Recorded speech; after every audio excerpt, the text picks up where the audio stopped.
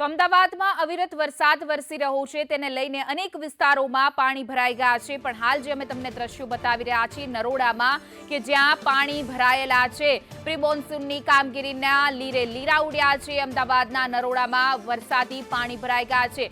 અંદાજિત 2 થી 3 દિવસથી ઝરમર કે ક્યાંક ધીમી ધારે તો ક્યાંક ધોધમાર વરસાદ અમદાવાદમાં સતત વાદળછાયા વાતાવરણ વચ્ચે વરસી રહ્યો છે। તેને લઈને આ પ્રકારની સ્થિતિ, વાહન ચાલકો પણ પરેશાન છે, પાણીમાંથી વાહન પસાર કરવા મજબૂર બન્યા છે, તો અનેક વાહનો બંધ પડતા પણ જોવા મળી રહ્યા છે। તો અમદાવાદના નરોડામાં વરસાદી પાણી ભરાઈ ગયા છે। આપ દ્રશ્યોમાં પણ જોઈ શકો છો, સંદેશ ન્યૂઝની સ્ક્રીન ઉપર એક્સક્લુઝિવ દ્રશ્યો કે નરોડામાં વરસાદી પાણી ભરાણા છે। નરોડા વિસ્તારમાં વરસાદ બંધ થયો ને કલાકો વીતી ગયા છે, પરંતુ પાણી ઓસરવાનું નામ નથી લઈ રહ્યા।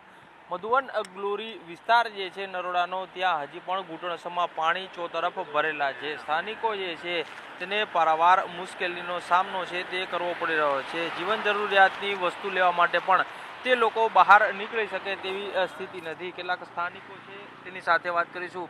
શું નામ આપનું? તરંગ શાહ। તરંગભાઈ, કેટલા સમયથી આ પ્રકારની સ્થિતિ છે? છેલ્લા 2 વર્ષથી, છેલ્લા 5 વર્ષથી તો તકલીફ છે જ, પણ છેલ્લા 2 વર્ષથી તકલીફ સખત છે। અને આ વર્ષે જ કમસે કમ 7 થી 8 વખત આ વસ્તુનો પ્રોબ્લેમ થઈ ગયો છે। અને કમસે કમ અમારા એક જ ફ્લેટની અંદર 630 મકાનો છે। 3 થી 4 હજાર પબ્લિક માત્ર ને માત્ર પાણીથી હેરાન થઈ રહી છે। અને જેના લીધે આમાં કદાચ એવું કહી શકાય કે એએમસીએ જ્યારે બી પ્રી મોન્સૂન કામ કર્યું છે એમાં ક્યાંક ને ક્યાંક એમની ચૂક રહી ગયેલી ગણી શકાય। જીવન જરૂરિયાતની વસ્તુ લેવા માટે થઈ અને શું વ્યવસ્થા કરો છો તમે? બહાર કઈ રીતે નીકળો? બહાર નીકળવા માટે લોકો બહુ પરેશાન થઈ રહ્યા છે।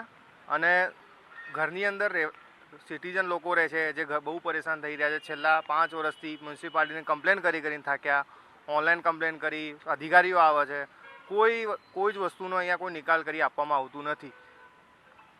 એટલે પૂછવા માંગી, છેલ્લા ઘણા સમયથી આ જ પ્રકારની સમસ્યા છે, તમે કોર્પોરેશનને અનેક વખત ફરિયાદો પણ કરી છે, નિકાલ થતો નથી, શું કહેશો?